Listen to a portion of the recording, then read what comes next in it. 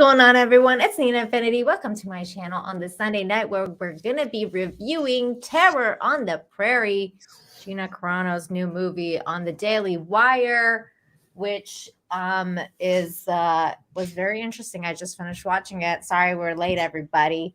It was my fault, kind of. But I got like a new chair and it lights up. Isn't that cool? I see it, yeah. Isn't that cool? Like I could change the colors too, but I changed it to red because it's Terror on the Prairie. So kind of like in Star Trek, you're changing the colors. I can see you got a theme going there. I know. I could change the lights on the other thing too, like the one in the background, but I kept it as red today because it's Terror on the Prairie. I don't know. We're going with red today. It had blood, definitely. It had a lot of blood. I was like, whoa, man, there's a lot of blood. I was surprised there wasn't as much grape in there as I was expecting. Yeah. I thought that was going to happen, but it didn't. Yeah, but I was kind of like, not that I was hoping it did, but I definitely thought it was going to happen. It was actually a lot milder than I expected it to be. Like I thought it was going to be a lot more bone tomahawk. Yeah, well, just a lot more. Like I thought it was going to be a lot more but more action.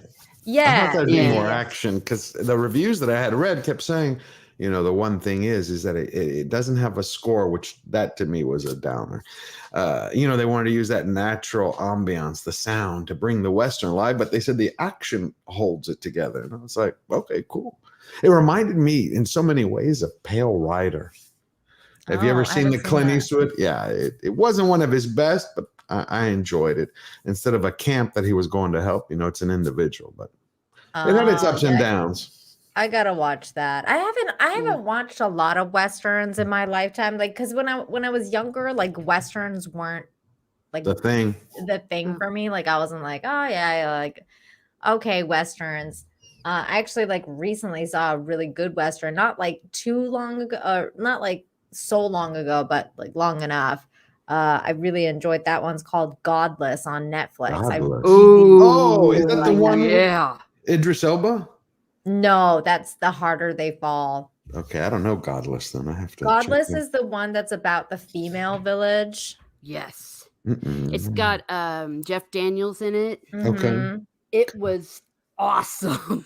That was magnificent. Like I was like, oh my God, this must show. Like I had Lady Mary from Downton Abbey. Yes, Lady Mary from Downton Abbey. That's the reason I watched it. Yeah, because of her. I was like, I'm watching this. And you get to see her naked, or at least topless. Topless. See your boobs. No, you don't see. Yeah, you don't 2 see points down for me. there. Yeah, you don't see down there, but you see. It was really different, George, because you would think like at first when I watched the commercials, I was like, oh God, it's gonna be like a feminist Western. Like this is not good. Like that is not gonna be a good idea. But it wasn't like that at all. It was. You're selling me on it then. Okay, I put it on the list. It was so good. Have you ever seen Unforgiven? I'd say it's one of the best Westerns probably in 20 years. I don't think so. Oh yeah, that is like classic. Yeah, the quintessential. Yeah, I saw that in the cinema when it came out back in the day. Yeah, that's a great one. I don't remember. Yeah, see, I became a teenager around the time that Lonesome Dove hit, and it caused this big, huge revival in all of these realistic Westerns. It was nothing better than Lonesome Dove. As far as realism went, I did think it was really good. Like in terms of like for a Terror on the Prairie, I thought they captured the realism really well. The aesthetics were really, really nice. Like the scenery, you know, all that good stuff. But you know what? Let's get to that in a second because we didn't really do introductions. George, thank you for being here. Tell everyone where they can find you before we get into this. Well, you can find me on Twitter, Instagram, YouTube, George the Giant Slayer. I just put out a new video today on War of the Rohirrim. And I'm happy to be here. Always great to see you, Nina. You too. Martin. And Teresa, it's good to see you too. You haven't been here for a bit. Yeah, good to be back Sunday night. Yay. Good times. Tell everyone where they can find you. We can find me here on YouTube, where I talk about what makes me laugh, makes me cry, makes me happy, makes me sad, or just really ticks me off. And nowadays, that's a lot of things. But a lot of stuff. Right now, we are finishing up our epic chapter by chapter analysis and discussion of the Lord of the Rings, The Hobbit, and the Silmarillion. We are finishing the Silmarillion this Saturday at 11 Central. So if you want to get into some real Tolkien for no reason whatsoever, am I wanting people to read the real Tolkien, go ahead and have a look at those. I'm going to join you there. I like that. I love the Silmarillion. That sounds awesome. I got to read it. I still haven't read it yet. Yeah, hit me up if you, it's I'm going to listen to it. No, I'll listen. Yeah, I love it. I didn't know you were doing that. That's great. That's cool. Yeah. But yeah, so like all the links is in the description, you guys, so make sure you check it out. Jane should be joining us at some point too, maybe, hopefully. X-Ray Girl's in the chat. Hi, X-Ray Girl. Hello. Thank you about the comment about my mood lighting. Yeah, I went with red today because it's terror on the prairie. So we're going with the terror. Yeah, I have great mood lighting too. Red lights. See, look, I always have a red glow. Look at me. See, we match. Because you're a rose. Yeah, so you always have a red light now. Yeah. I think every time you say that, Terror on the Prairie, it's like I hear those old soundtracks. Dum dum dum. There's terror on the prairie. Yeah, I was saying earlier to Nina during our D&D thing, I was like Little House on the Prairie, but terror on the prairie. It's like if you imagine Little House on the Prairie, but everyone's getting like stabbed in the neck and scalped, and all Ma's sitting there shooting everybody. Oh my God. X-Ray Girl's too cute. You can never be a Tyranny, and I like you too much. And then there's also Raging Rhino in the chat. Hi, Raging Rhino. Good to see you. Good day. Yeah, so like there's definitely a lot to talk about. I thought that like I did like the movie. I thought it was interesting. I did pay for it. I will say this. I went on the Daily Wire and I signed up for this very reason. I thought that it was well worth the price because I signed up for the month. And they had the code Gina. So it gave me like $3 off. So I think I paid like $10 or something like that for the month. And I think that's worth it. Like it's just like it's like a price of a movie ticket. You go to a movie, you're gonna pay that much money to go to it. And I really wanted to support the Daily Wire in this. I wanted to support Gina Carano because whether I liked it or not, I thought I should pay for it and kind of like put my money where my mouth is, because I talk about how we got to get away from Disney and stop watching.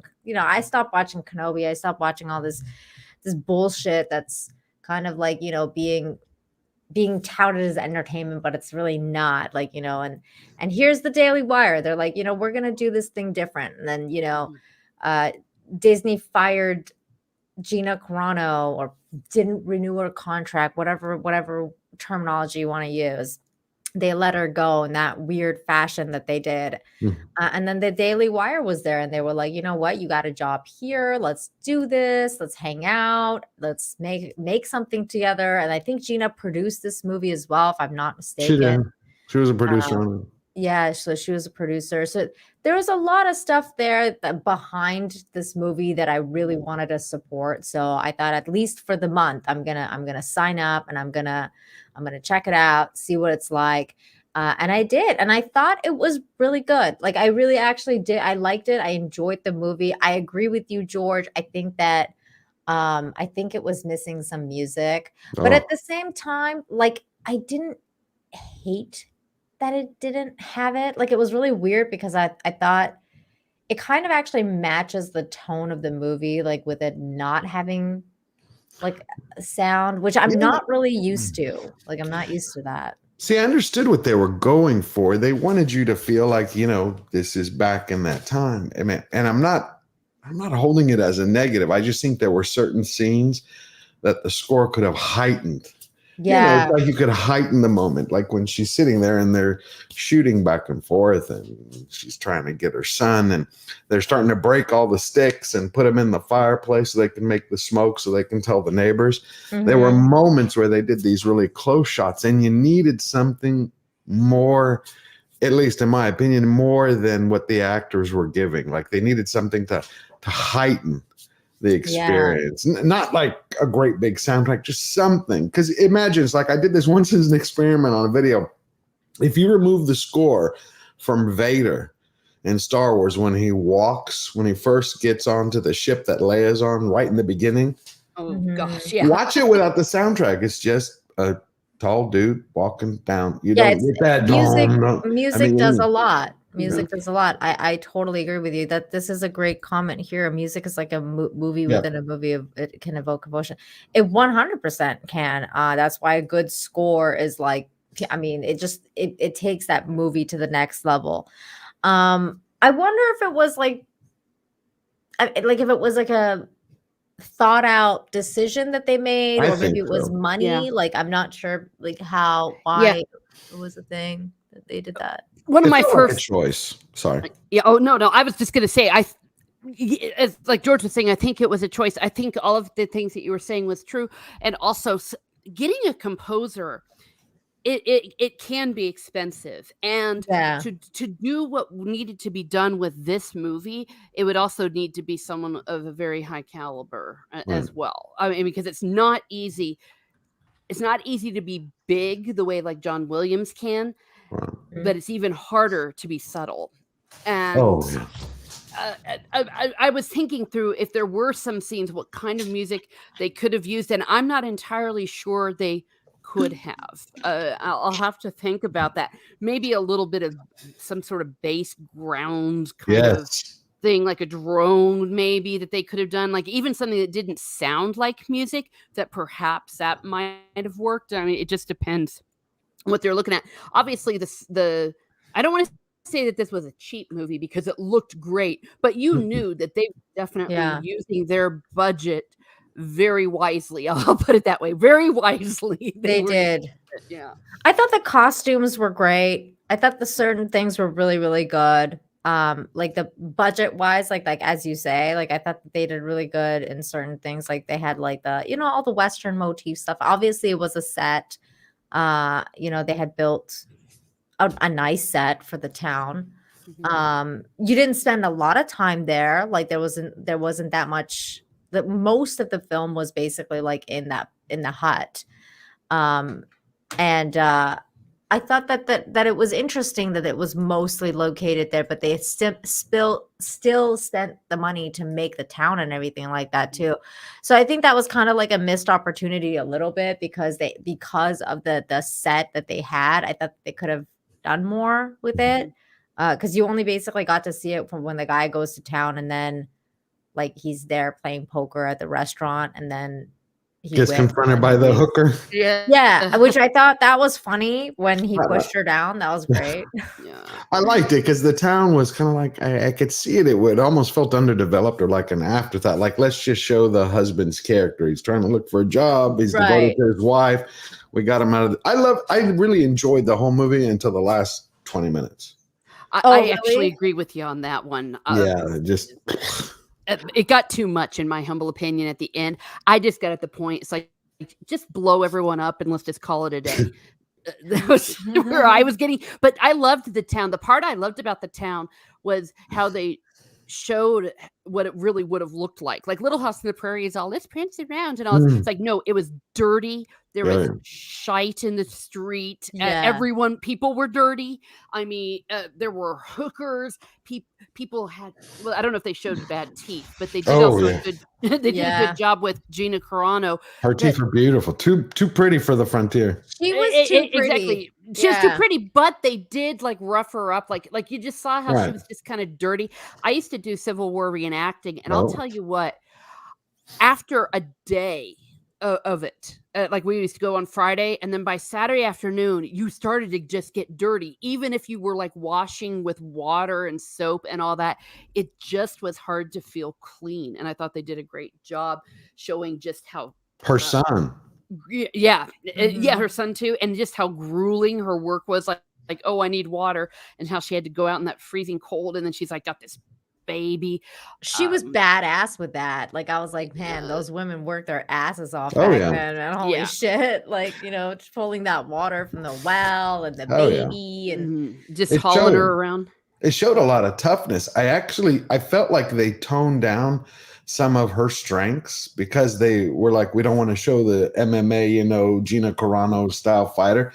Because you think about it, a frontierswoman, someone who had been there more than a week would know how to shoot a rifle just for survival. Husband's going to go out hunting or doing, they have to, not missing shots. I think they did that in a way to make her more, you know, so she's not, because she's Gina Carano, she's kick ass. They didn't want to make her like, okay, she's going to kill everything she shoots. Well, I think that they were trying to say that she's like a St. Louis, like kind of like she wasn't super frontier, like she was like this girl, though I didn't understand. See, these are the parts of the problems that I had with the movie. Like, for example, like they showed that she was this woman that lived there with her husband who was a, like, you know, part of the revolution or whatever.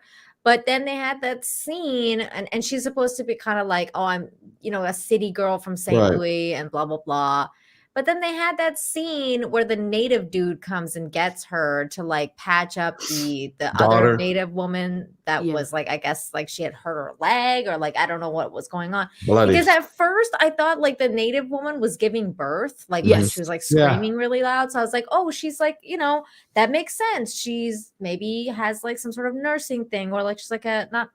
Well, she had 2 kids. Yeah, she not a what is that word? Midwife. Midwife. Yeah, like I thought she was a midwife. You know, maybe she's helping them like deliver the baby or whatever. But then she wasn't. She was like patching up the lady. So I was like, so what is she, a nurse then? Like, I didn't understand what the deal was. Like, what is the deal with her job and like what was she in her previous life? Like, they needed to do a better job in explaining that. Speaking of kick-ass women, though, here's Jane. Hey, Jane. Hi. Hi, Jane. How are you? It's okay. We're all late. I was late today. It's all good. How are you, Jane? I'm doing great. Happy to be here. How are you guys? Good. We're good. We're talking about Terror on the Prairie, and I got red lights going in the background here because it's Terror on the Prairie. Dum, dum, dum.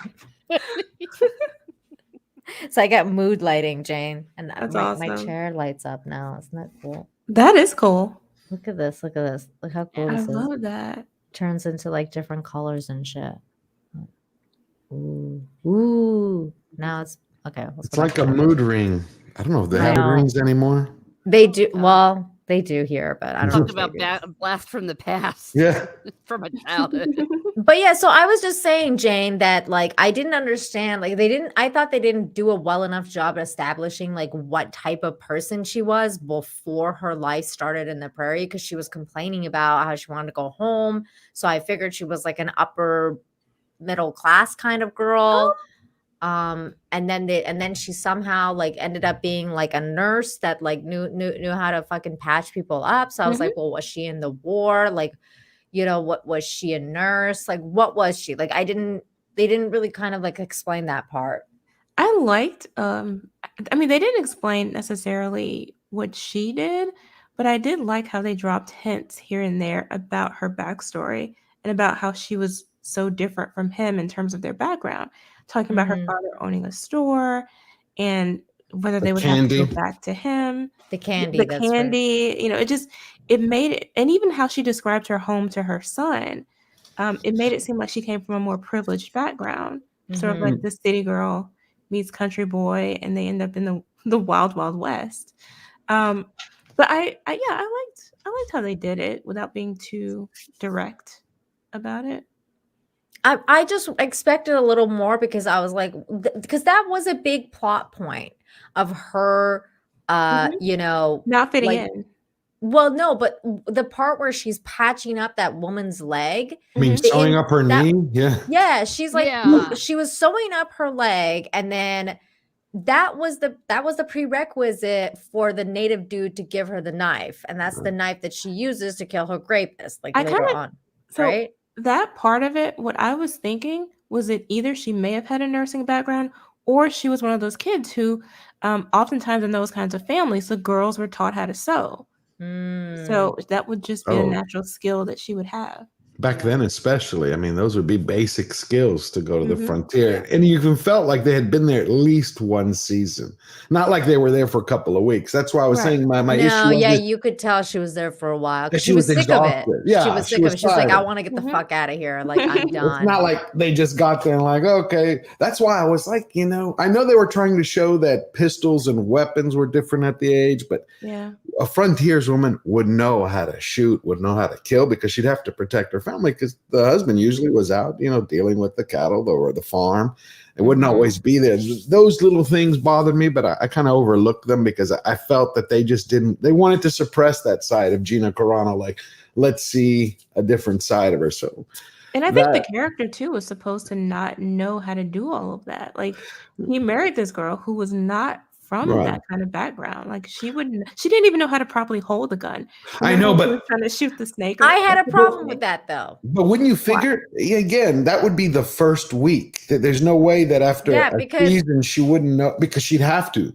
You would like, that's the thing. A, you would have to. B, if the husband is planning on leaving you there by yourself with a baby and a fucking kid, you would assume that he's teaching both the kid and the wife how to hold a gun properly and like blah blah blah, because it's the fucking frontier. Like, you could get a bear at your door. That's at the very least, let alone savages or whatever else. Like. And I'm talking about in their terms, not mine, but and that's the other thing. Like, why is this white guy going around scalping people? Wasn't that like a native thing to do? Like, in that case, they're showing like, let's make sure you know who the evil guy is. It's like that didn't make sense though, because they didn't do that. Like, they did. They did. White dudes would. Yeah. White people guys they copied it. They copied it from tribes, and they did it even before them. Some Vikings did it at some time. So it's not purely. It's just we have during Westerns, it was stuck on Native Americans that they're the only ones who did it. Oh, okay. Yeah, because I was like, what? Why is this guy going around scalping people? That's like so weird. And then he's like, I'm a preacher's son. I was like, some preacher's son you are. Like, but he sure knew how to recite scripture. The devil? This is the guy who his daughter was. He blames them for taking his daughter's life, right? Mm-hmm. So he's on this path of vengeance, and he thinks he's justified in it. I mean, he's not morally wrong, depending on the perspective or what happened, or at least from his mindset. Yeah, from his perspective. But it was war. Yeah. Also, it wasn't like he's made it sound like it was a cold-blooded murder, and I'm gonna hunt everybody down, which you could understand. Sure. Like, but when you heard crap. But I really will tell you that the husband annoyed the hell out of me. I don't know why. I thought his acting hurt. I didn't. His acting was horrible. And then also Daniel Day-Lewis's son. I expected him to be like a chip off the old block. It didn't at all move me. That's why I was really impressed by Carano, except for two scenes. Nick Searcy was my favorite, Gina Carano, and then third, Daniel Day-Lewis's son, which I feel bad because I don't know his full name. I don't know. Who is that? The little kid? The kid. No, the kid who came to the window. The one who was called The Kid, who's let me get the horses. Mm-hmm. Okay, yeah, the guy that like they tricked. Yeah. He thought he was tricking her, and then okay. I thought Tyler did a really good job. I thought he like played that crazy like Western guy like really well. Frothing at the mouth nutcase. Yeah, the crazy dude. Like that was pretty good. I thought Gina did really good. I gotta say, I didn't realize how massive Gina Carano's boobs were until I watched this movie. Oh yeah.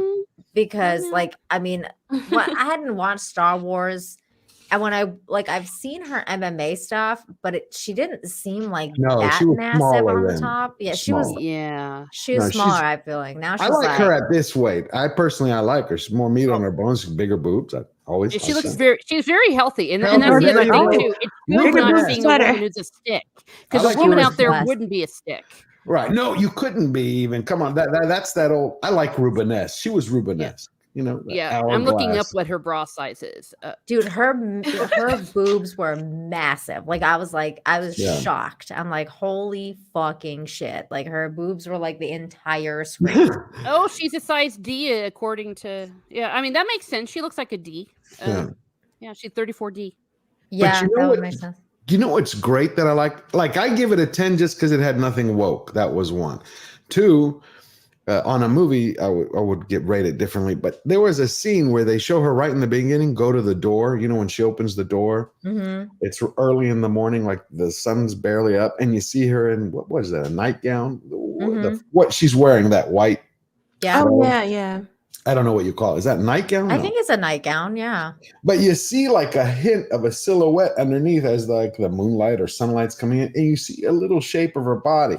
It wasn't, let's sexualize her, but at the same time, it's a woman. You see, it's like they ran that fine line like Westerns used to do. It's like, here's a little, just a glimmer, a shadow to show you this is a nice looking woman, but we're not also going too far. I thought that they did great job with showing her femininity as well. Yeah. Like, I mean, like other than her boobs being massive, like I thought that there was like some shots, like you say, that like showed kind of like her femininity, her like the different angles and the way that they did that. Sorry, Teresa, what were you going to say? No, that's okay. No, I was just also going to add to that, like what you were saying. They also showed a healthy sexual relationship between her and her husband. That you know. It seems like it was very brief, but you know, when they're just kind of together and she kind of takes his hand and he's like, okay, and he rolls over and you just see that they seem to be very healthy sexually. They're gonna bang. Yeah. But yeah. And I think that was important too. You know, sometimes people think that, you know, people only started enjoying sex, you know, nowadays. But no, it's like people liked sex, and even frontier people. It was always a little weird though, because you'd have the kid in the same room. Yeah, because the kid's there, so it's like fucking awkward. Yeah, but that was the way it was done. They'd be like, "Is the kid asleep? Okay, but you got to be quiet," you know. Yeah. But they also showed a nice nuclear family too. I like they showed her being a wife and mother and providing for her family in that way. I thought that was sweet. I thought I agree with you, Jane. The one part was that was funny to me is when the guy finally shows up at the end, and he like jumps off the cliff onto that guy, and I was like, why don't you just shoot him in the head from up top, like just boom down? He's a sharpshooter for frack's sake. Yeah, like they're talking about how he's a sharpshooter.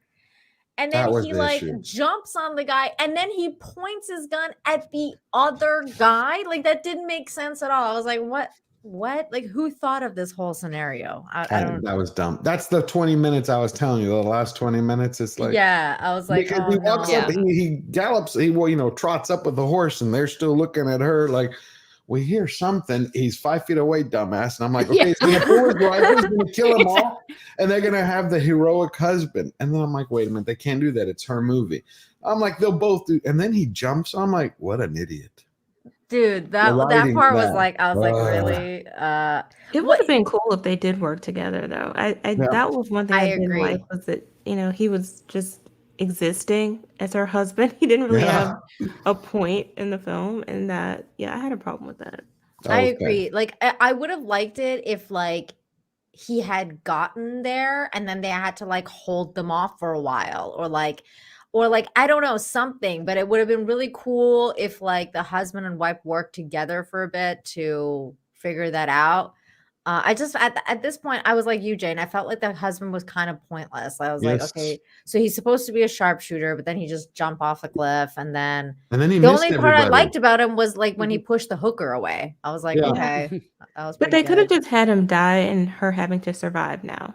That would have been good. What little he taught her, you know. Yeah. I thought it would. You know what's so crazy is like when the movie first came out and it was called like Terror on the Prairie. Dum dum dum. Dun dun dun. Terror. First of all, I was expecting way more rape. I was expecting way more murder and mayhem. I was expecting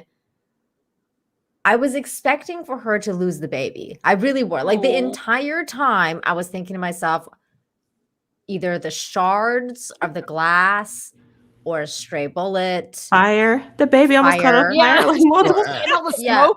They would have gotten smothered.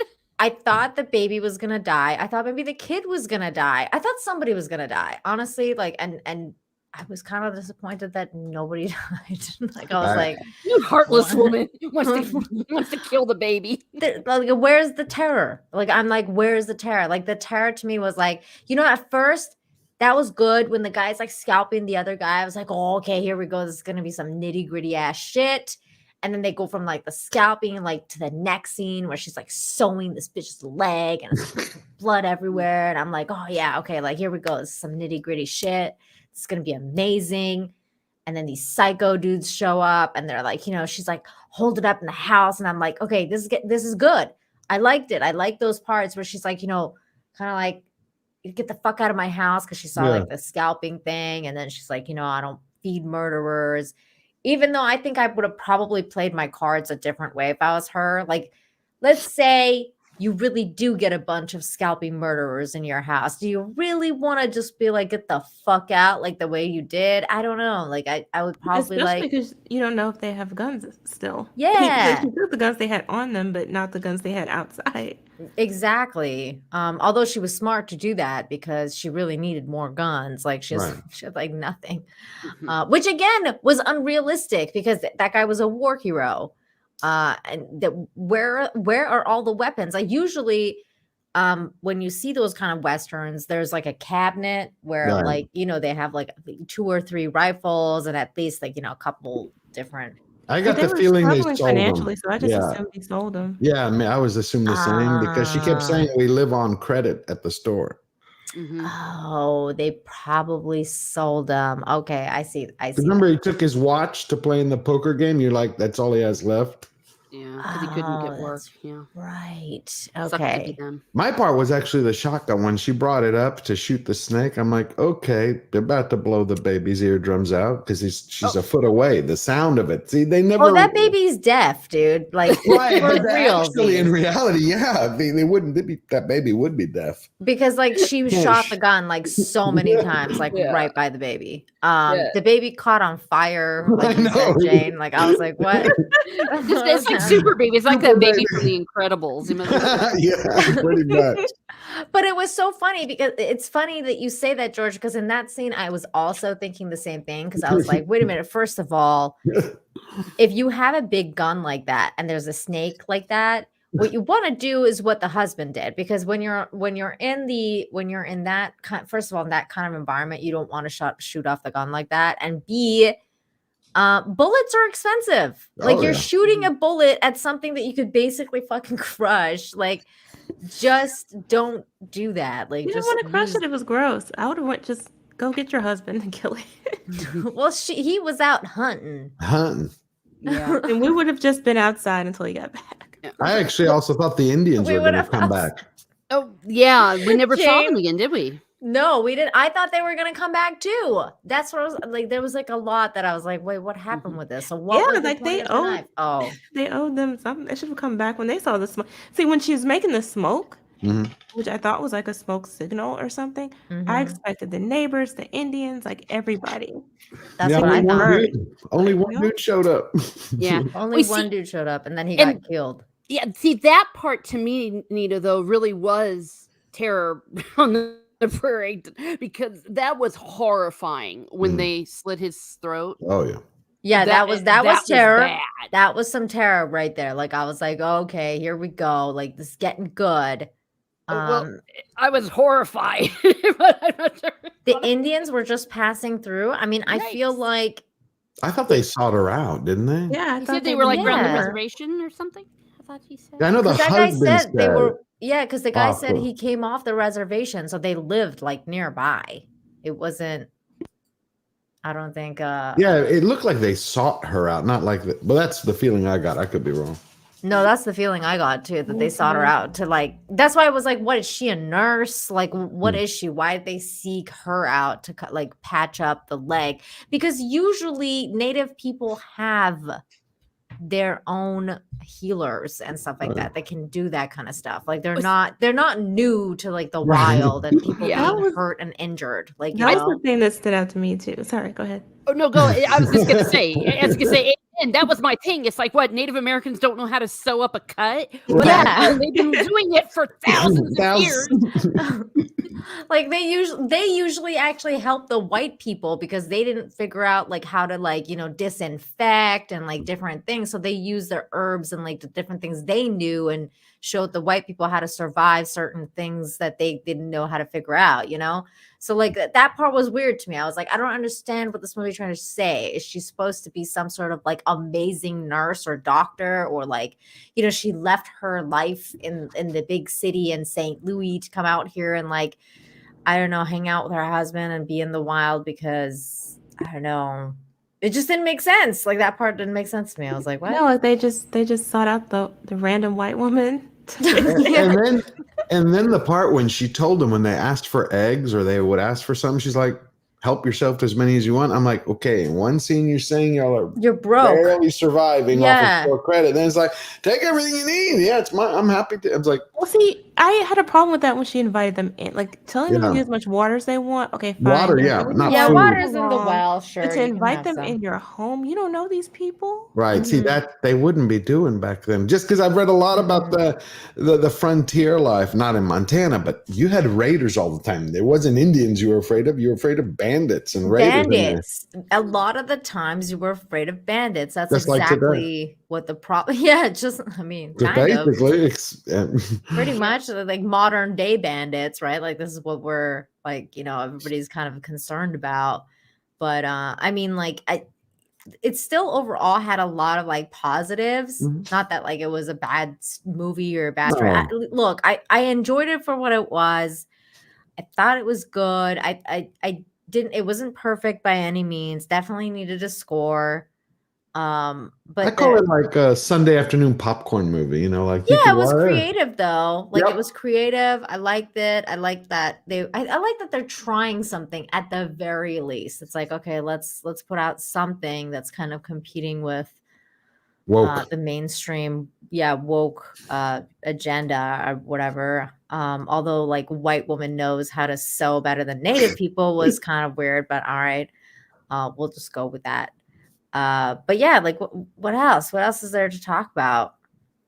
I was impressed by a couple of scenes that I think her acting has grown. I will say that. When she was when it was just her and her son inside and they were doing the first rounds with the shotgun, which I kept wondering, I was like, stop shooting when they're so far away. Wait till they get closer. Right. It's a shotgun. It's not a rifle. Right.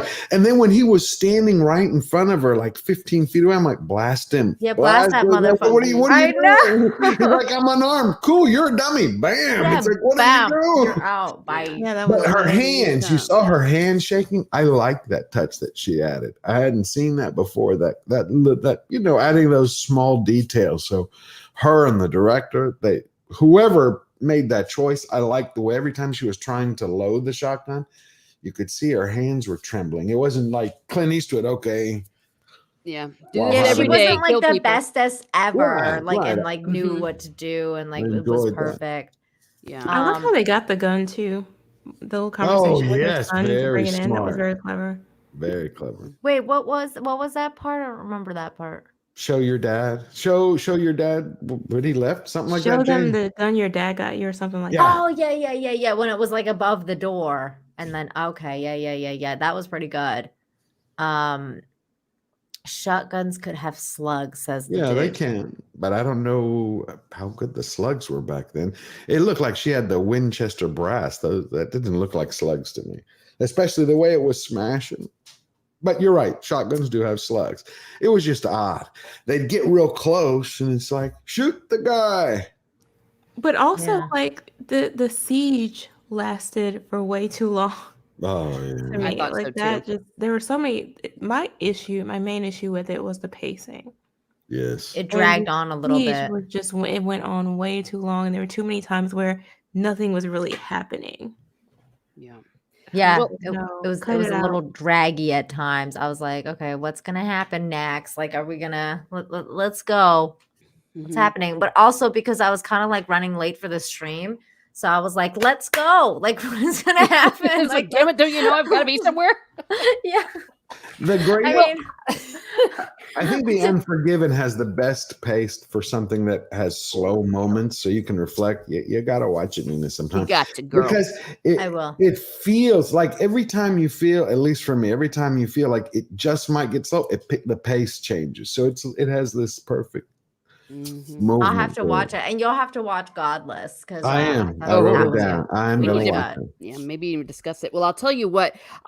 What do y'all think of that coffee scene? I thought that was that scene. That was a great scene. It was a great scene, but I just remember thinking, "Oh well, have you ever made coffee, kid?" Which he would have by that age. By that age, I thought he would too, but I liked it because I'm a coffee fan. So like, I was like, oh, this is kind of cool that they're showing how you would have made coffee back in the day. I think it would have been a cooler scene if it was done like earlier in the movie where like they're just kind of like hanging out and then she's teaching him that, like instead of it being during that time. Because honestly, like during that time, like if there's murderers outside my house and they're like wanting to kill me and my babies, I would be like I wouldn't need coffee to stay awake. Like, I would just be like, motherfucker, you come through this door, you're fucking dead. Like, you're just kind of like on, like, it's just adrenaline is like running your entire system. I just don't think that you would need coffee at that moment. I don't think that was why. I think she just did it to calm, or I think the point was to show she's trying to calm the child down to give him something else to think about. But that kind of was a contradictory thing to me too, because the child had been trained how to shoot by his dad. So it's like you had someone who could shoot better than you in the house. I would have given the kid a gun like immediately. More responsibility, yeah. Like he knows more about how to handle this than you do. Yeah, but then she did, and then he like didn't though, and he hit his shoulder. It didn't make sense at all. Because he knew how to shoot, or because he was weak? I didn't understand that because I've never. Yeah. Okay. That's why sometimes you know how to shoot, but have you ever shot a person too? I mean, that's another thing as well. It's not one thing to kill rabbits and I don't know whatever you shoot on the prairie. People were a little. I would at least by what I've read, I would think they were a little tougher minded back then. Like. I do too. They wouldn't be as squeamish. They'd be like, okay, we're under attack. I don't think they would have been that sensitive, been thinking that much because of the way of life. Like when they shot the cow. Yeah. Oh, cow. That hurt my feelings. I mean, I was kind of sad about it too. But I was like, I don't know if the kid would be like that. I think he would because it was a pet. That's true. It was a pet. It was a pet. It was like they're kind of like, I mean, that was sad. It reminded me of the Aggies who used to tip cows. I don't know. It was cruel the way they did it though, because you could have just shot it in the face. It is. It was hard. But they were just, again, trying to show that these are animals. These guys are assholes. They started with the guy who they scalped, and they killed the neighbor. So they just kept escalating. That's why you couldn't trust them. Mm-hmm. Yeah, even when they made a deal. Yeah, do you guys think like the main bad guy was a liar the whole time? Like, do you think he would have killed her? Like, because he kept saying like, I never kill women and children. I don't know. I think he would have. Absolutely. I do too. Like, I thought that he was going to kill him. He was overcome, especially someone uses Bible verses. I thought that was cool, but it just kind of shows you, okay, I'm whacking people and scalping them, and I'm going to use God. Nah. There were also these moments where she could have killed him and didn't. And that I didn't understand because I would have killed him. Yes, Jane. There was so many moments where I was like, why isn't she just fucking killing everybody? Like, I would just go on a mayhem and just kill everybody. Like there was this point, like for example, like when that one point where the dude, like the kid, right? She sends the kids to go get the horses, and that one dude is getting drunk and his arm is already blown off and like he's just getting drunk inside and he's just like he's totally out of it. Like the kid just could have walked right up and just been like, boom, you're dead. You're fucking done. Like there was just so many different like scenarios where they could have just killed all these people one by one. Just take gone on a little hunting trip. then that would have been Terror on the Prairie. It would have been the little kid. See, the little kid should have been the Terror on the Prairie. Yeah, if it flipped around to where these guys, they think they're the bad guys, but they've walked into the messed with the wrong family. Yeah. I would have loved that. That would have been cool because it would have been cool because then like the sharpshooter dad's been like teaching his like tiny little kid like how to shoot and stuff. And then turns out the kid is like this like insane shooter and like just ends up taking everybody out at like 10 years old, and like he's like the main hero. Like that would have been cooler. I think it would have been a cooler story than this. That other scene too, where they're like walking by the river, I was like, what is happening right now? Like I was just like, what? Walking by I really the I love that idea that they should have turned the tables on. It's like you lift the shotgun, the kid gets the shotgun off, and there's the family's name. It says Dahmer. Like, it's like you've come to the right place. Yeah, motherfucker, you did. Yeah, like that part where like near the end where they're like just like walking in the fucking river, and she's like got the baby. And she's like got the kid by the coat, and she's like, let's go. And he's just like, and they're like all just like walking behind her. And I'm like, why'd you get off your horse? Like you could have just gone after her. It was just so bizarre. Like some of the stuff was like so bizarre. But also it was endearing. Yeah. It had its moments I really enjoyed. It had its moments. That I enjoyed. There was some pacing issues, but there was definitely a mood that I really liked because there's certain points in the movie where it was just like really somber and it was really like dark, and I didn't know what was going to happen. So I was kind of like nervous. Like I felt my heart beating a little fast. I was like, oh no, like is the baby going to die? Like, like I was just kind of like afraid for the baby. But like, I wanted more of that. That's all I wanted. I wanted a little bit more. And I think that they could have done, I think they could have done that with the music, George. I think that may be what was missing. Score. It needed a score. It was just too, because it would have really charged up a lot of those tense scenes, but it was just flat. Mm-hmm. Yeah. And I think the other sounds didn't really compensate for that. I could have done fine with no score if you really emphasize all the other sounds in the environment, the birds, the grass. But then you need her breathing deeper, when you see it, but you don't hear it. You needed something to. I agree with you, Jane. Heavy breathing. Yeah. Like when she's like waiting, or like when she clicks the gun, or like whatever, like when she's loading the gun. It's like there's a lot of like those really close sounds. What show did I watch recently that did that really well? I think it was Surveillance, right? Like that, or Severance. Severance did the sounds really well. There was another show that I saw recently that did that really well. Like Peaky Blinders does it really well, where they have like Dexter used to. I never saw Dexter, but like there's certain sounds that they do really, really well in certain shows, and it's like, oh, okay, like this is definitely like a more of a sound show than it is like a music show. Yeah. The Northman had good sounds. It did. Yeah, it did. Rich sounds. Yeah. But the Northman also had good music, so I just think any movie requires a score of some, even outside of some type of pop song or anything, just a score to enhance things. That's just my personal taste. Like I said, I tried it once to remove the score from Star Wars, the first one, with friends of mine. It was a completely different movie. It's like, cool. That's it. Oh my God. Me and someone are listening. Well, hello. That makes me really nervous. Everything we said about a score we didn't mean, right? Well, I'll tell you what did sound effectively, and it was the documentary Into Great Silence. The one about the monasteries where they followed some silent monks for a year, and they're the ones that make chartreuse. That used it very effectively. On the other hand, it also was a documentary. Well, that's interesting that you say that, Teresa, because that's what I was going to say, is that this reminded me more of a documentary. Like, it almost felt like a documentary in a way because it didn't have a score.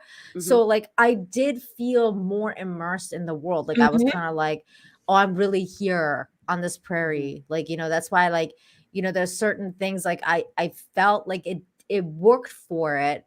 There was just certain scenes where, like, it would have just been a little bit more, a little bit more if it had that extra music or something, like not music, but like the sounds. We needed a drone. I told you we needed that's something that you can put. That's why you can put music in without putting in music. Kind of have some ground drone action happening in certain things. But the thing is, the visuals are so good. Everything was so clear. Like, you could just about feel how cold it was when it was all televised, and when it wasn't. But you didn't really get the sense of it as well as you could have if there had been sound, or like in terms of her walking on the ground, hearing the crunch. Yes. Things I agree. A few hearing things her with the sound breathing. All of that could have really added it a little boost to it, I think. I'll tell you what, though, that whole smoke thing and the fire thing, I felt that. Like I said, I felt that too. I was like, it's like my lungs were like choking. I was just nervous for the baby, and then she just kind of looks over and she's like, "Get your sister. She's on fire." And I was like, no big deal. Fire. Get the fire extinguisher. Like I said, I like Circe. So someone said in the first hour they wanted you to feel miserable, like the character was feeling. I didn't feel miserable. I felt weird. Like, I was like, this is so weird. Like, I felt she didn't want to be there, but I didn't feel miserable. Yeah, I got the sense that she was miserable. Right. She clearly wasn't happy. She didn't quite fit in. Yeah. She wasn't adjusting very well. She was frustrated. But I didn't feel that way. I just felt like the character felt that way. And I felt sorry for the character. Yeah. That she was having such a hard time adjusting to it. Yeah, random people were showing up and saying, "Stitch this up." And and she didn't understand the language it didn't seem. It's like, I got a hole here. Can you got a finger? Yeah. Yeah. She's got blood all over her. I think that the funny part about that is that's one of the things I really liked about the movie, is that even though she was miserable, she was so in love with her husband that she was willing to, like, just do whatever. And then and he was so in love with her, so that when he went to the town and that hooker was like, whatever, he like fucking hit her, and he's like, "Get the fuck out of here! Like, my wife's waiting for me." And I'm like, yes, like, that's what men are supposed to do, like. And I like that. I like that he wasn't an asshole, and he just kind of like, went to sleep with a hooker and like left his wife, which is, I don't know. I think a lot of old school Western dudes might do that, The other thing I do, like along those same lines, is that while she was having difficulty, he was encouraging her. And I loved that part of it. Because they were a unit. They were strength in her that she didn't see. Right. They were partners. That was the thing. They were a couple. It wasn't like, hey, you're a jackass and I'm better, you're worse. No, they each. But I wanted him to have taught her to shoot better. Yes, that's the part that's the only thing that it didn't make sense, because she had to fend for the babies and herself while he's away. Like, if he's away hunting, or if he's away doing whatever, like he's in town or whatever, selling furs, God knows what. She would have to fend for herself and the babies, so she would need to have. She had to have known. And the only reason I could rudimentary training, but she should have gone to the shooting range more. No, she had to go to the NRA. She needed to be practicing more. Like, that's the thing. Like, do some more target practice, especially if he's like a sharpshooter. I would have liked to see a scene where he's shooting. And he's teaching both the kid and the woman, like, how to shoot. This is how you sharpshoot. This is like, But they told us close about your that. Eyes. They told us about that, though. I want to see. I don't want to tell.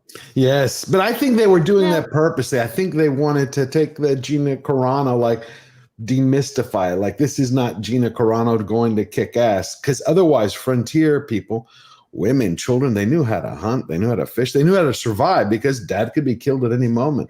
But you had raids.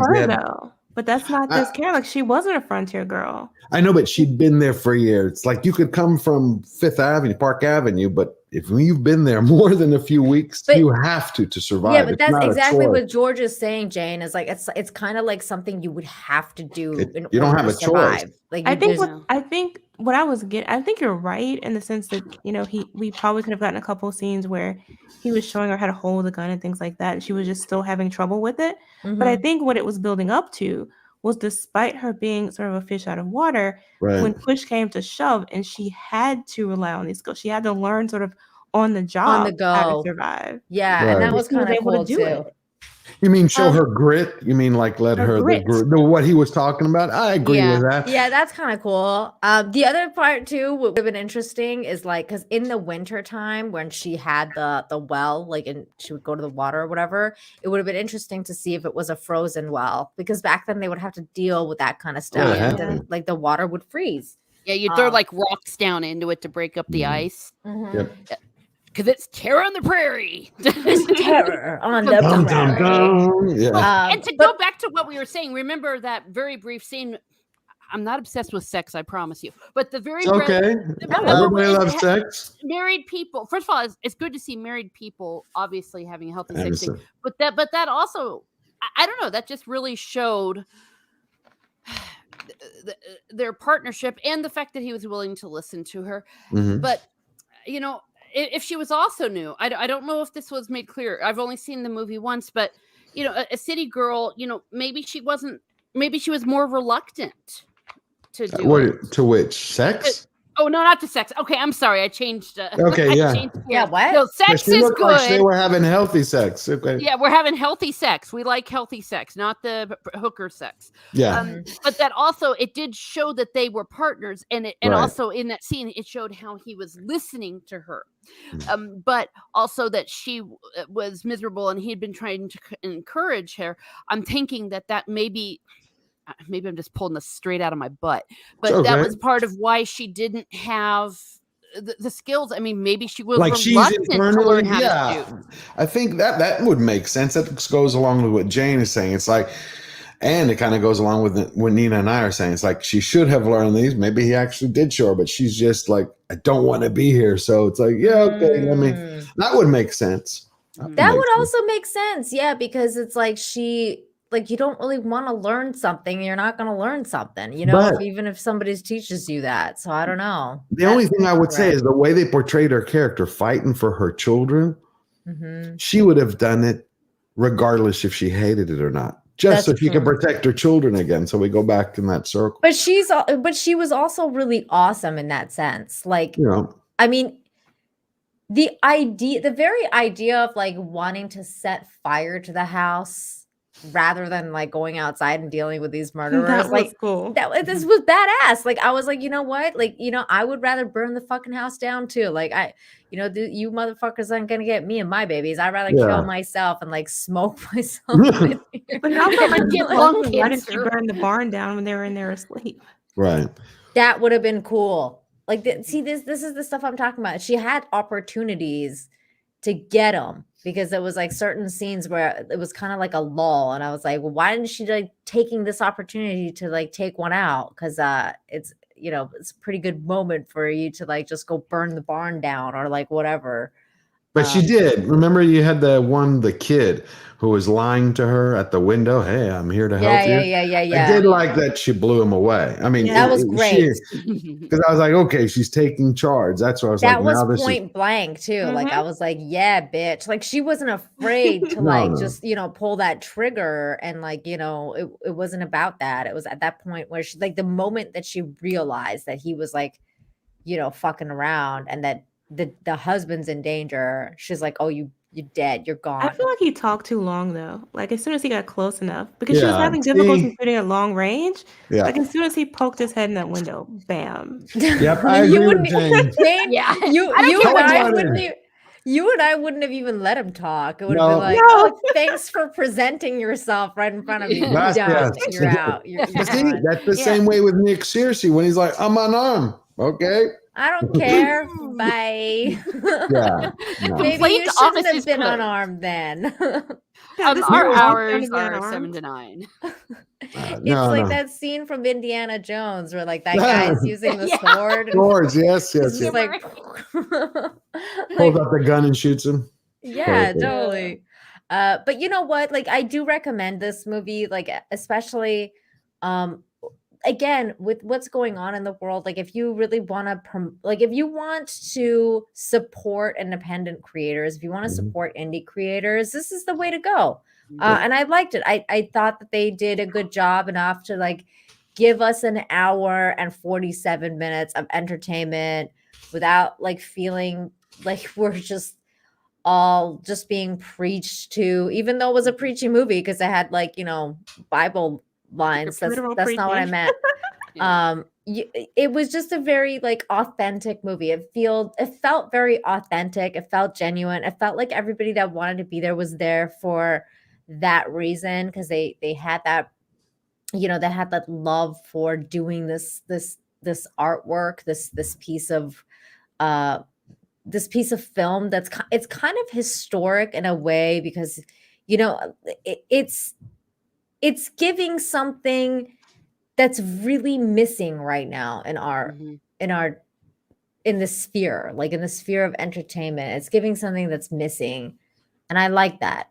And that's why I supported it. Because I was like, I was, you know, I didn't care about anything on the Daily Wire. Like I did not give a shit about anything on the Daily Wire except for this. Like I was like, I want to support Gina Carano. I'm going to get at least a month of a membership just to watch this movie because I care about what's happened to her. I care about, you know, this struggle that she's had to fight, like that you have to fight to like make art.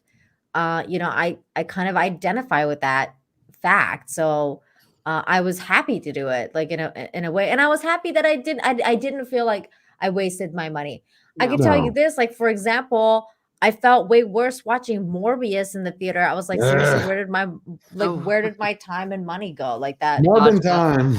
Like, what the fuck was horrible. Morbius? Like that movie was terrible. And then they brought it back. Or like what else? Like Doctor Strange too. Like, you know, you have certain expectations of movies, and then you're like, really? Like this is what I'm getting now? And then I go and watch, you know, Terror on the Prairie. I don't have any expectations because I have very little expectations because I feel like there's no budget. You know, this is an indie film. And when I say no budget, I mean like we're not talking millions of dollars. Obviously, it has a budget. Yeah, like, not Hollywood. Yeah, it's not Hollywood budget. Is what I'm talking about. But that's what it proves. You can make. Oh, sorry. No. Go ahead, George. It proves that you can make a film. You can make content that people will pay for. Right, without having $100 million in the hype machine and being able to preach to people. My favorite in the show were Nick Searcy and Gina. I mean, there were a couple scenes I don't think she played really well, but 95% of them I liked them. The rest of them, okay, but 95 to me is good for a film today. That's awesome. No woke content. That's awesome. I'll be honest, George, I didn't know anything about her performance prior to this, other than what she did in Deadpool. Like, I didn't know because I didn't watch Disney Star Wars. So I liked her in Disney Star Wars. And I've heard she did really well in Disney Star Wars, but I didn't see it. You didn't I see couldn't it. I got judge. You know what I mean? So for me in this movie, I thought she did really well. Like I thought the hand thing, I can't get over that. Which hand thing? The hand thing she did. I mean, that little detail that sold me. I don't know why, but it's when she was switching.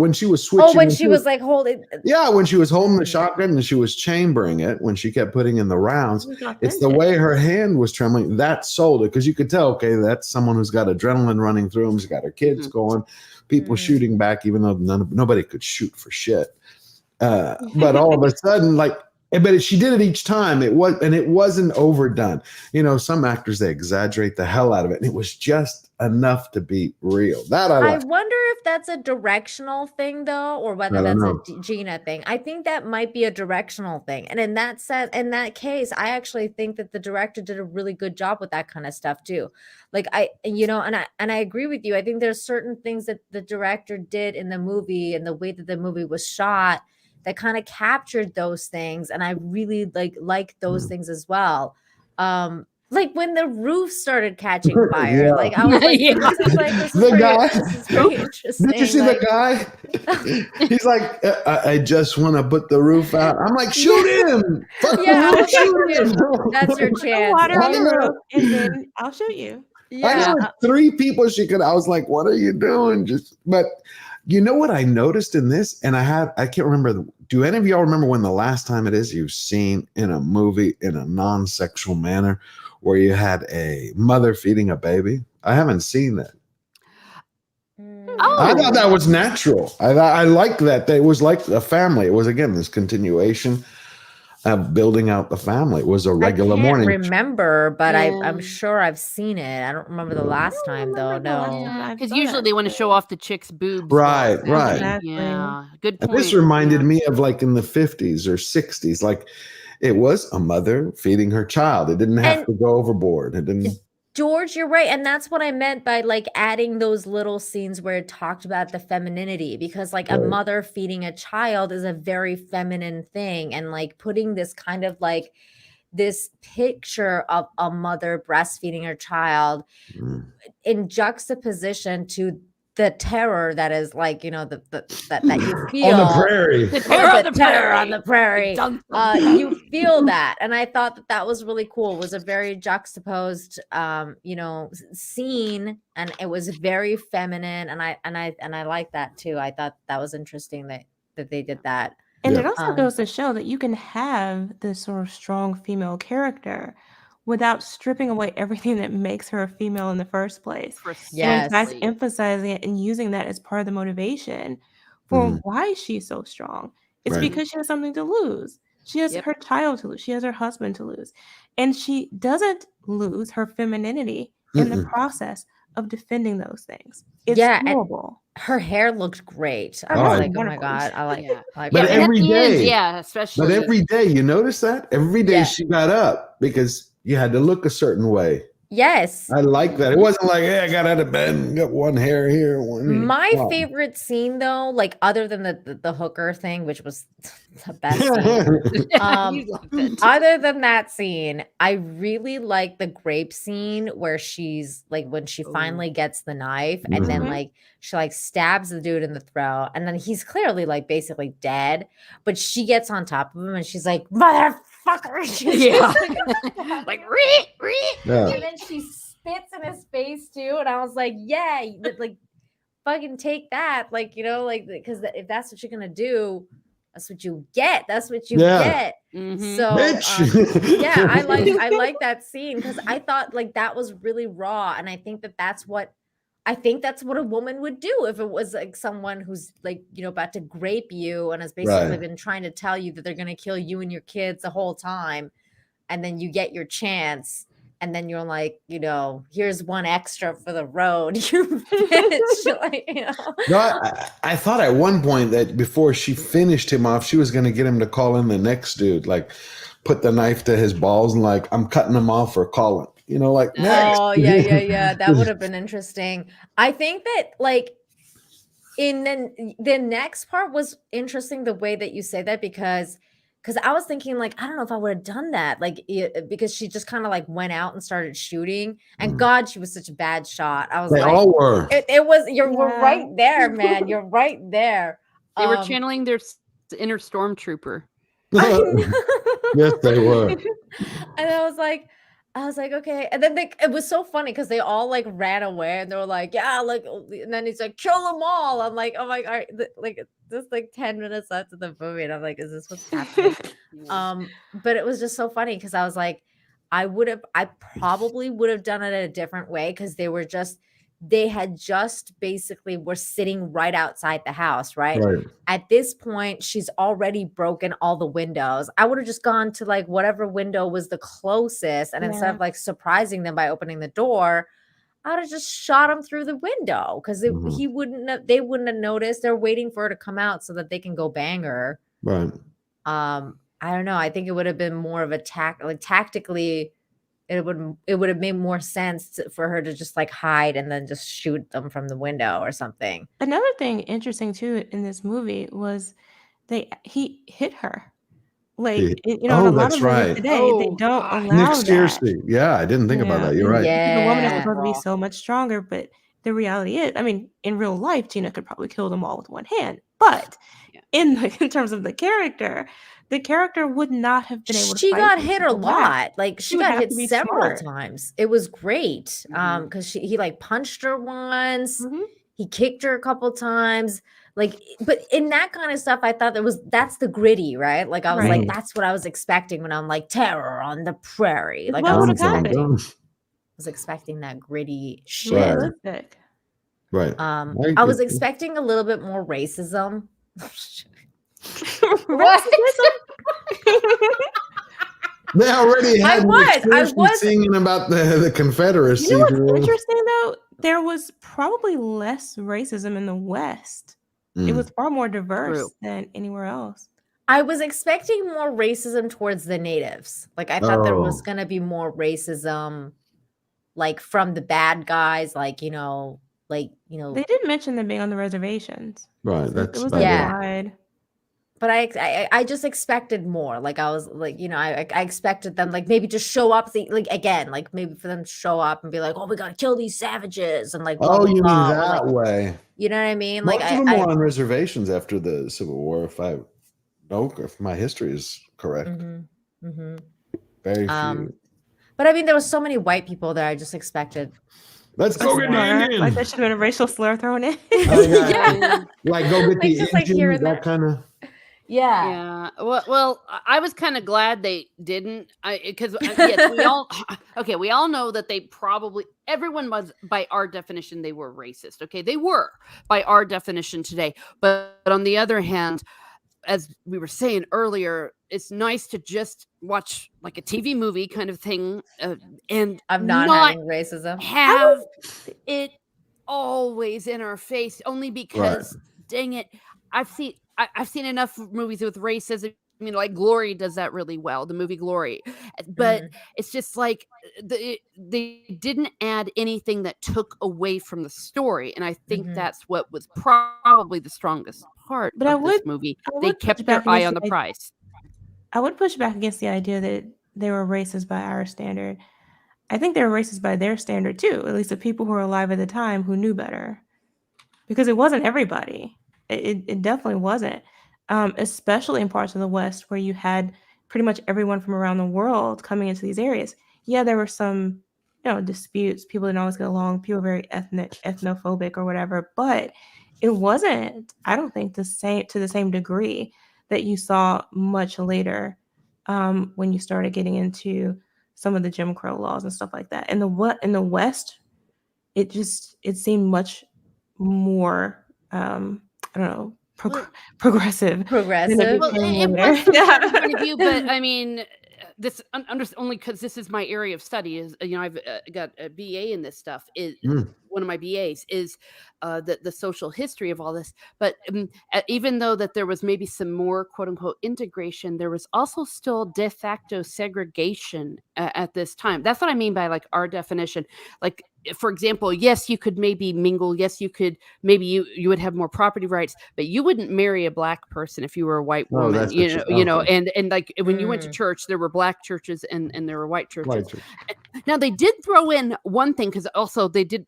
The thing about Catholics, the way they were treated and the Irish and stuff, there was a little moment that I caught when that one guy was biting that thing down and he goes, Jesus, Mary, and Joseph. God. And the other guy goes, don't say that, papist. So that's in that sense, that's what I'm talking about. I actually feel like I was lied to by Brian Kinnell because he told me that there was no person of color in this movie at all, and there was at least 3 Native people. Right. So I feel like you don't necessarily know what the race is of all the people implied. I mean, by appearances they're white, but I don't necessarily make that assumption. With there were people that quote unquote passed. Yeah, that was the thing.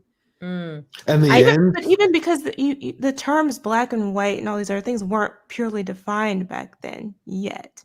So like you were talking about with the Irish, they were sort of their own thing. And then you had the different Asians and stuff who were their own thing. Black people were different things. They weren't all just one thing. So you just can't, like, I wouldn't have just assumed the race of any of them, especially the characters who had jet black hair. I didn't know what they were supposed to be necessarily. Yeah. Oh, and that's a good thing too. Well, I mean, that's all true de facto. I'm just, but in reality, in the daily social life of it, that's just all I'm saying. I mean, what did y'all think of the end? The last scene where they were showing them build the house? When they were rebuilding. Actually, I was going to talk about that. Because what pissed me off? I'd have been like, hey, can I get a bigger home? Like, do I got to still get the same fucking little shack? What the hell? It's like, you're going to build me the same little shit? Come on, people. Like, I was surprised that they stayed. Because I would have been like, I want to get the fuck out of here and go back to Louisville. Like, I was team go back to St. Louis. You don't think they tried to? Yeah, that was the thing. They showed they could get through anything. They were a team, a family. They were. I wouldn't have stayed. I would have been like, fuck the prairie, bye. Were you gonna go back to St. Louis? Let me bring the tear on the prairie to St. Louis. Yeah, I would go back. Become like New Jack City. Then she's gonna be like leading up the whole town. Yeah, everybody. Because I would be like, well, now I know I can take care of myself in this anywhere, so I can take care of myself in the city. We're going back, and also, you're gonna go get a job now. Like, this is fucking bullshit. Like, we almost died out here. Like, I don't know. Get some more guns at least, some ammo. Oh, yeah. Although maybe now she's like, maybe she's got the thrill now. Like, maybe she's just like, oh, like she's tasted blood now. Like, I don't know. First blood. Oh my God! Who was it that used to do the Wild Wild West show? That famous woman. I just forgot her name. Annie Oakley. Annie Oakley. Yes. That's what it reminded me of. Like, now she's Annie Oakley. She's Annie's got a gun. Oh, gosh, no. Kill me now. Kill me now. Well, I think the symbolism of the way they showed the three of them, she rides up and they kind of put their arms around each other and all that. I think for that last shot, I think they were showing us that she had accepted, like, it's a prairie life for me. And it's a prairie life for me. Hold on. I'm actually going under because I want to check out that last scene. Because who was helping them build it? Because I remember there was a bunch of people there. Yeah, neighbors. Yeah, I felt like it was neighbors coming together. So was it the family of the neighbor that got killed? I mean, that guy got so killed for her. Well, sure, it was a whole bunch of them, Yeah, it was a lot of people. Yeah, and then probably next week they go do it for someone else. Then where the hell were all these neighbors? Like, when she fucking set off the freaking fire. I know, they were lazy. They're like, it's them again. They've called us 50 times. What do they want now? They're like, I want to sleep in another hour. Screw them. They said everyone that didn't come to help. Yeah. They're like, oh, sorry. They owed them one. We didn't know. You're right. That's why they did it. No, you can't. It's an apology house. Oh my God, there's like so many people there. Like, who and where were all these people? Where she was like trying to burn her own house down for freaking help. Look at nobody's there. There's like some chicks here. This dude in this one hat. Some other dudes are doing some work here. Mm-hmm. There's some more chicks here. Yes, this house is smaller than the last one. Well, they're just starting on it. I know, but look how little it is. I was like, geez. Yeah, I'd at least get, I'd get a at double least wide. add another story. Something. Yeah. Or maybe we did know that they were they were like, screw that, I don't want to die.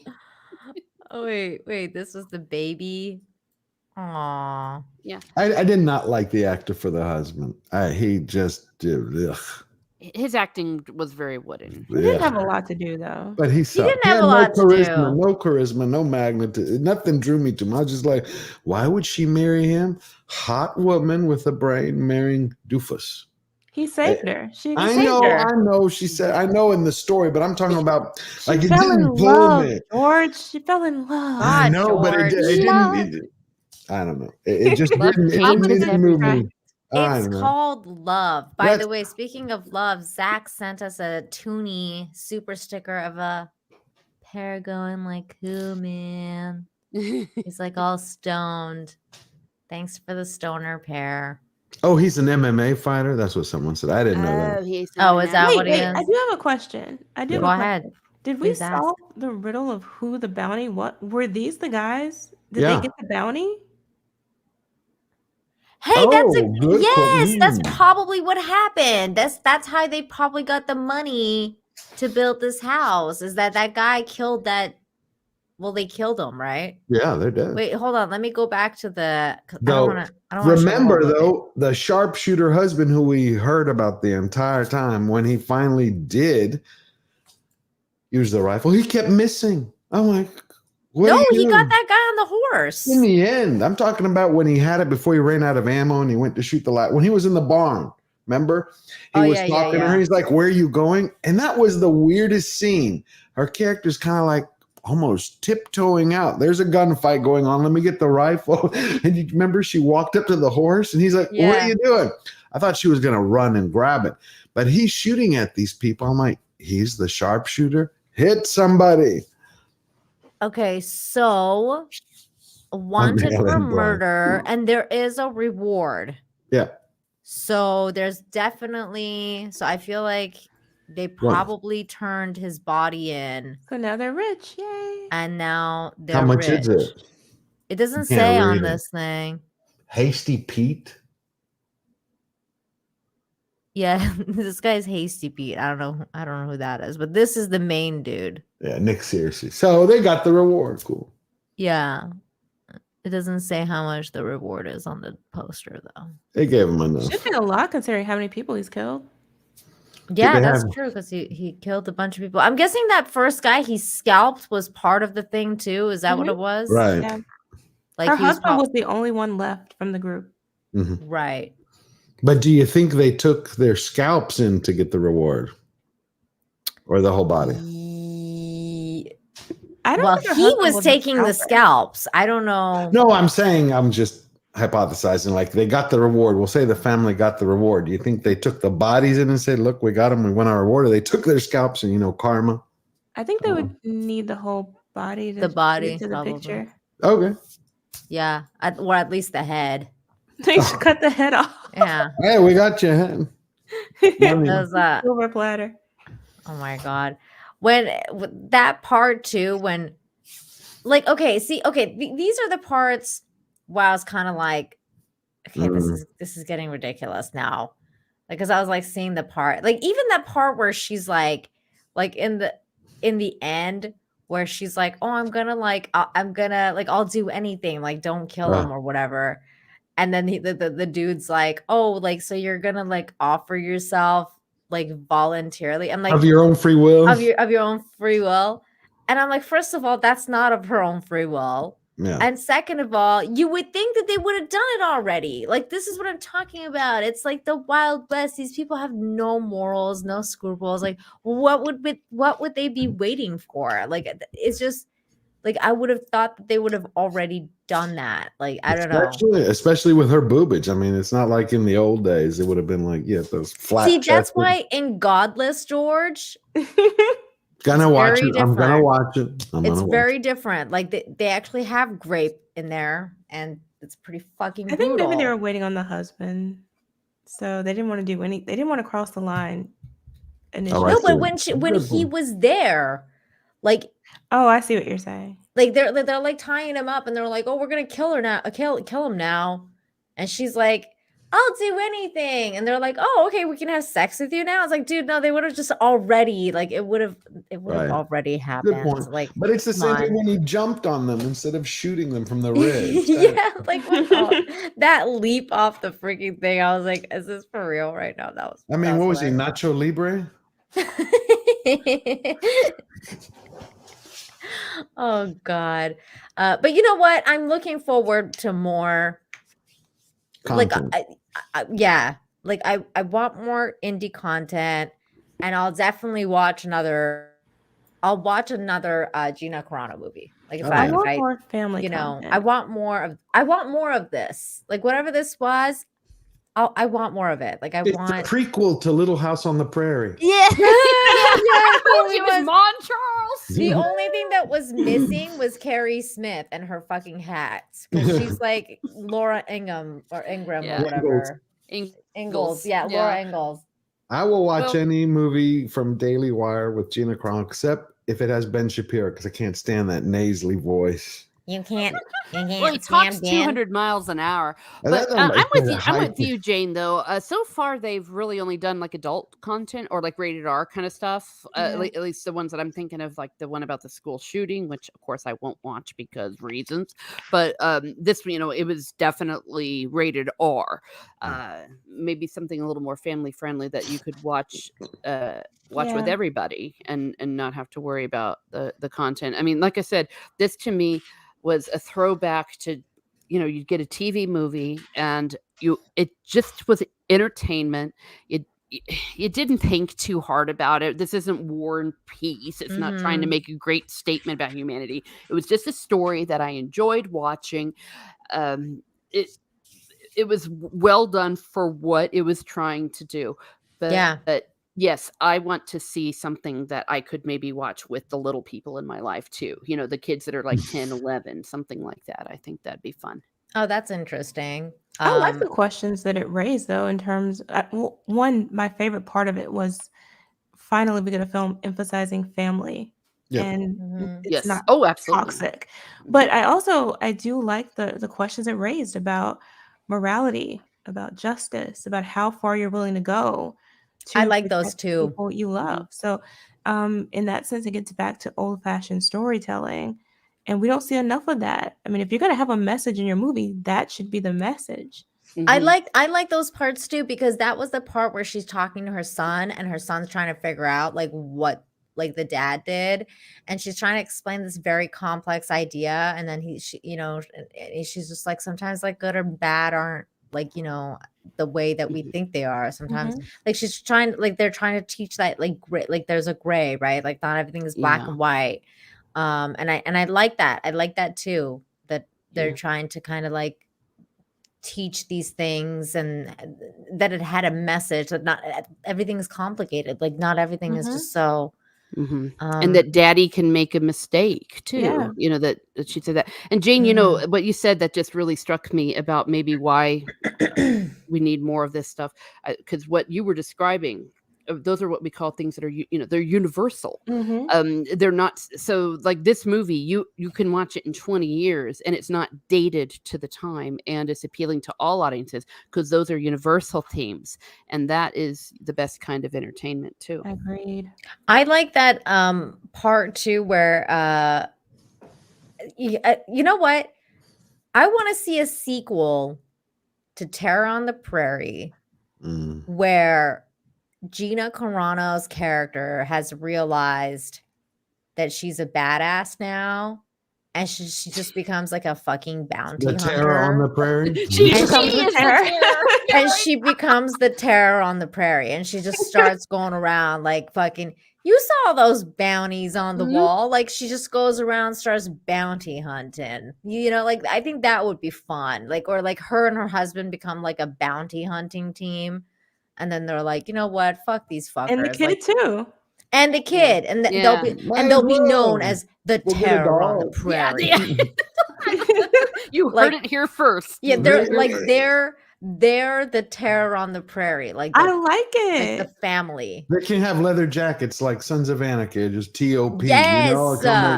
And the baby too. And the baby. They're the Incredibles. We get a scene showing them teaching her how to shoot, and she's like 3. Yeah. And she's like, bang, bang, bang. She's deaf already from all the shotgun blasts. So there we go. And like, like her fucking like the mom comes out. Her first words were bang bang. Like, like and the next one will be set on a train, Terror on the Train. Yes. Oh, yeah, that would be good. Yeah, because he'll get that job or whatever. He was wanting to work on the railroad. And oh my God, Bonzo's like little bounty on the prairie. Yes. Hey, I'd watch that. These sounds like good. Like these sound good. Like there's actually potential there though. Like with even a sequel for this, or to do more of this kind of stuff. Like they definitely have a lot of potential. That's what I want to see. I want to see more creativity, and I want to see, like, that's why I watched it, because I just want to support indie projects. I agree. And I'm not sorry I did. It was worth it. You're not going to get good entertainment anywhere else. You're not going to get it from Hollywood. You're not, and I'm so glad that I did it. And I think that's where I'm going to leave it at. I do recommend you guys to watch it out there. Absolutely. Again, for me, it wasn't that bad. Like I signed up for the month, and I used the promo code Gina. So for me, it came for like $10 for the month. Like it's not that big of a deal. So yeah, I recommend it. Jane, tell me your final thoughts, and then tell everyone where they can find you before we wrap up. I definitely recommend it too. And this is coming from somebody who doesn't typically like Westerns. I can count probably on one hand the number of Western films I actually enjoy. And this was one of them. So I would recommend it as well. One, because of the film itself, but two, like you said, because we have to make our own content and support other people who are doing the same thing. That's where we are now with Hollywood. They're never going to learn. They're never going to change. And they're losing money and still not doing anything. So we just have to turn our attention inward and begin to create our own and support our own. So those are my thoughts on that. And you can find me here on YouTube, where I post movie and television reviews and occasionally some pop culture commentary. You can also find me on Twitch, Twitter, and Instagram at Jane Theory. Woo, thank you so much, Jane. As always, the links are in the description down below. And Jane, I don't know if you caught this part, but have you seen Godless on Netflix? I have not seen Godless yet. Girl, you got to watch Godless. It's so good. Okay. It's so good. So good. I mean, and that was one of the things, George, because you were talking about saying like the crazy preacher role. My God. I think it was Jeff Bridges, right? Is that his name? Jeff Daniels. I'm gonna watch it. Jeff Daniels. Yeah, he was amazing, and it all comes full circle in a beautiful way. It's so good. It's so good. I just love that part where he's like, "It's godless country," and I was like, "Oh my God, they used the term of the fucking movie." Like it's like when they use the title in the context of the show, it like, I don't know, it hits like a different note. But anyways, Jane, watch Godless. You'll love it. You fucking absolutely love it. It's so good. Ms. Martin Muses, thank you for being here. Please tell everyone where they can find you. You can find me here at Miss Martin Muses, where I'm currently finishing up the Silmarillion. We are currently finishing up the Silmarillion, a year-long journey. And I have it in a playlist where I discuss the works of Tolkien, and I have them all numbered. So if you want to read the real Lord of the Rings, and not the Lord of the that we don't even like to talk about, please, maybe go on over and read along. J.R.R. Tolkien is one of the greatest writers ever, definitely the greatest writer of the 20th century, and especially for the Silmarillion, we will hold your hand. We held each other's hands through it. So I've got that, and I've got a few other things going on. I'm going to be doing some reviews of some Arnold Schwarzenegger movies. So nice. Twitter, Teresa _Martin. Sounds fun. That's awesome. And George, thank you so much for being here, George. Always love being here. Tell everybody your final thoughts. Oh, and wait, Teresa, we didn't get your final thoughts. Final thoughts on the movie. Oh, well, I think I've kind of said what I said earlier. It's not Unforgiven, for example. I mean, this is not the greatest movie you will ever see, but you will be entertained. It's a good watch. Just no, of course, it's not for the young ones. It is definitely mature content with the violence. Is it worth going ahead and subscribing to Daily Wire? Yes, because as like you said, Nina, if that's what you would pay to get a ticket, if you want to go take a ticket to a movie, and again, put your money where the good stuff is coming from, because we want to see more of this. It's definitely, I can't give it a 10 out of 10, but it is definitely a good TV movie. There you go. Thank you. And George, last but not least. I love Westerns. So I think it's a great Saturday. It's like what I used to watch Saturday afternoon. It was after all the Saturday cartoons, after Kung Fu Theater, they'd be Westerns. So I think it's a good Saturday popcorn Western to watch. Nice. A couple of scenes I didn't like, but the standouts for me were Nick Searcy and Carano. Again, I was stunned that Daniel Day-Lewis's son is not a chip off the old block. It didn't have a score. That's what really got me, because it needed to heighten that attention. I like the way she was strong, still hot. They didn't have to, and they didn't make her the McQueen, so it was McQueen. Yeah, no. So I enjoyed it. I'd watch it. But she kind of was, though, meaning like in a good way. Like she was badass. Right. Yeah. She was. The other thing I would say is, well, y'all all know where to find me. I think the greatest, for anybody who loves Westerns, you should watch Unforgiven, just as Teresa said, but also Deadwood. If you want to watch a great Western series, there's none better than Deadwood. And then Lonesome Dove. Just because Lonesome Dove, but it couldn't get as gritty enough in order to tell the tale. But Deadwood, if you want to talk about dirt and grime and... I want to watch Deadwood, but I also want to watch Yellowstone because I've heard it's really fucking good. So I want to watch both. I have so many things on my list now. It's like I gotta watch Deadwood, I gotta watch that, I gotta Yellowstone, I gotta watch Sopranos. Yes. So much stuff. No, I've never seen it. We talked about that last segment. But you know what? Talking about Yellowstone, it reminds me, because there's the prequel series called 1783, and they handled something great. The girls, right in the beginning, this person's family, all the women, from his wife to the kids, the character Faith Hill plays. They were city girls, right? But they're going to the frontier. They're going to, where is it, Montana, I think it was. And when the first bandits come up, you see all the women pulling out weapons because they were all trained because they're going to the frontier. That was the part in this that got me. Otherwise, I would say go watch Terror on the Prairie.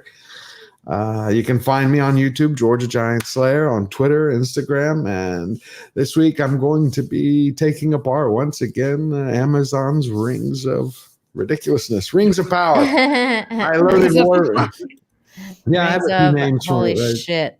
Yeah. Yeah, it's ridiculous. They're not doing Tolkien, by the way. They're doing their version of, I don't even know if it's alternate a cash grab. It's not even close. Called Clown World. No. Clown Dimension. Clown Dimension, Lord of the Rings. That's where we're at. Horrible. It's terrible.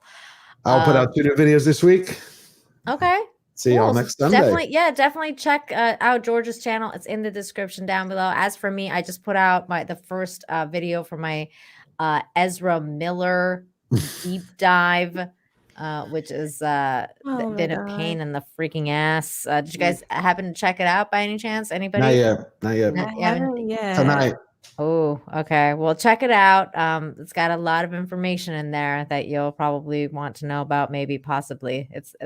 I'm just wondering what happens with the court cases, because I cannot see how that film drops if those protective orders are granted. Which one? No. The Flash movie. The Flash. Movie. Yeah, the Flash. Like having the movie when the guy's like in prison. The part one of my video basically covers like his early life and like the history of Ezra Miller. Wow. So it's different. I didn't know that. It's not about that documentary. It's a deep dive for sure. So there's a lot of stuff to go through. That's why it's split into several different parts. So I haven't even gotten to the court case yet.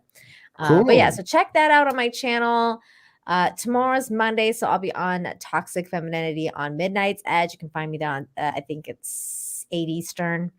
And then of course on Tuesdays with Az and Mahler and Gary on The Real BBC. So you can find me there. And then I'll be around. So just follow me on Nina7Infinity on Twitter, and you can see where I'll be. And next week will most likely very much probably 90% we're going to be covering the Orville, because I want to start getting into Orville season 3, and I haven't seen that yet. But I really wanted to take a minute to talk about Terror on the Prairie, because I feel like it's important, especially in our community, to like watch it and talk about it. So there you go. Wait, somebody's saying George on Crigler. Are you going on Crigler show? Yeah, because I'm on there every Monday. I'm not sure if he's doing it though tomorrow, because he had a strike on his channel, so I think he's taking a week off. But Right, I'll put up a notice if we are. Oh yeah, I heard that he got a strike. Poor guy. I don't know. It's always getting strikes. He got a strike on like a really old video too. A year ago yeah. No, that's crazy. Yeah. Stupid. Somebody says FYI, I like Thick Nina. That's great. That's, she's long gone. She's dead. Oh my gosh. I killed her. Oh my God. That's Terror on the Prairie. Yeah. I starved her to death. Terror on the internet. So yeah, everybody check out all of these channels. They're amazing. And we'll talk to you guys next time. Thank you for watching. Have a great day. And we'll see you next time. Bye. Bye. Take care, everybody. Wait, what am I watching? Oh, wait, what am I playing? Naked Tom Hiddleston. Yeah, Naked Tom. Yeah, you got to do that for me. Yeah. All right. All right. See you guys later. Bye. Bye.